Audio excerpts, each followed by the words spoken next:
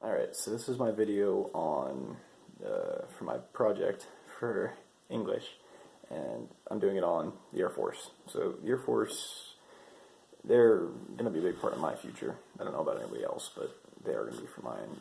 For science, they put so much money into R&D, so research and development of new aircraft, new technologies like radar, munitions, stuff like that. And they employ a lot of scientists and specialists, and yeah, they just employ a lot of people like that to do research and development for all their different aircraft, weapons, number of other things. So in the economy, they pour a lot of money back into the U.S. economy, especially because the countless amount of aircraft they buy. With the F-35, they put in a lot of money into buying that and the research and development of that thing. Like, it was something like $1 or $2 trillion. So it was a lot of money, and yeah, it wasn't good for a lot of people. But anyways, the Air Force employs a lot of contractors, so people paid to come do certain jobs. The Air Force doesn't have people to do for themselves. So, like, at a base down in Tucson, Arizona, Davis-Moulton Air Force Base, they have this place called AMARG, which is a facility where a bunch of old aircraft sit, and they're either waiting to be ripped apart, used for scrap, or they're just waiting to be put back into service. And they have these companies, or these just contractors, come, seal up the aircraft, make sure they're ready to be sitting for years on end. So yeah, they pour money, like lots of money, like aircraft, munitions, just other services. Another thing for contractors is there's a contract coming out, or it's been out for a little while right now, that a couple of Canadian industries it's for what's it called? Aggressor unit. So a unit, or this company would basically supply the aircraft for training for cadets, or just training in general for our aircraft. So they have their own aircraft. One of them is called Darkin International. They have these L-159 weird aircraft I've never even heard of, but they're jets, and they're fighting. There's like 4 different companies fighting for that.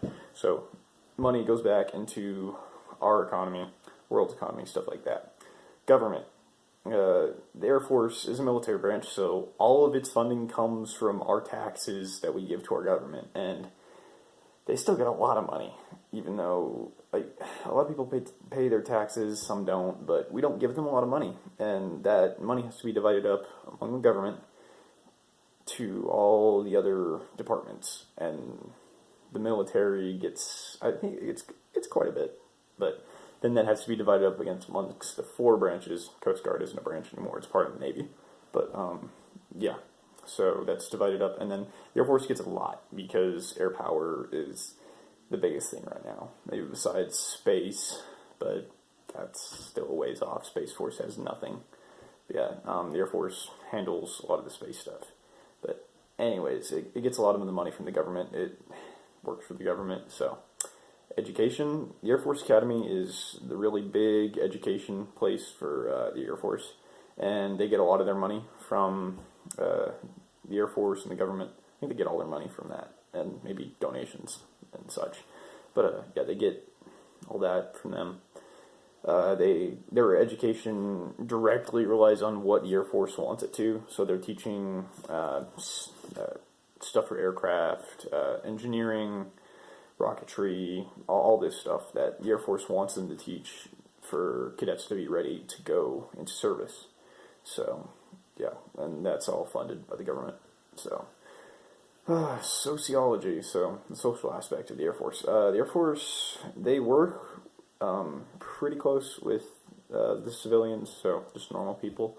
They work as closely as a military branch can. So, I mean, Air Force bases they're pretty cut off. You have to have a military ID to get onto one, unless it's a special day, like an air show or something like that. So, but they do air shows. I went to one last year, at the Mountain Home Air Force Base, and that was awesome. So yeah, it was a lot of fun. But they at air shows they try to connect with the community and so on and so forth. So, and they have the recruiters that go out to the high schools and so on and so forth. But the recruiter we have is not. I've seen him once, so I don't know. But yeah, they work with the community as closely as they can, but that's not very close. So, history. The Air Force is a big part of the history. Well, they really started coming into play in the 60s, I want to say, 50s or 60s, because they weren't a thing. The United States Air Force wasn't a thing until then. It was the Army Air Force for World War II, which kind of was, but I wouldn't consider it really the Air Force, but it was our air power at the time. Yeah, they played massive parts in Vietnam, Korea, all Afghanistan, Iraq, all the major conflicts, because air power is the biggest thing to this day in warfare. So, yeah, people. It's a big branch. It's probably not the biggest, but it's the strongest. I would say you can mess with the Air Force, you're not gonna last, because let's go back to the aircraft, the F-111 Nighthawk, which was the first stealth aircraft ever made. It was sent into Iraq during the first Gulf War, and it took out all the anti-air emplacements. So then the F-15s, F-16s, F-14s, and 18s went in and bombed the rest, tanks, and so on. And that war was really easy.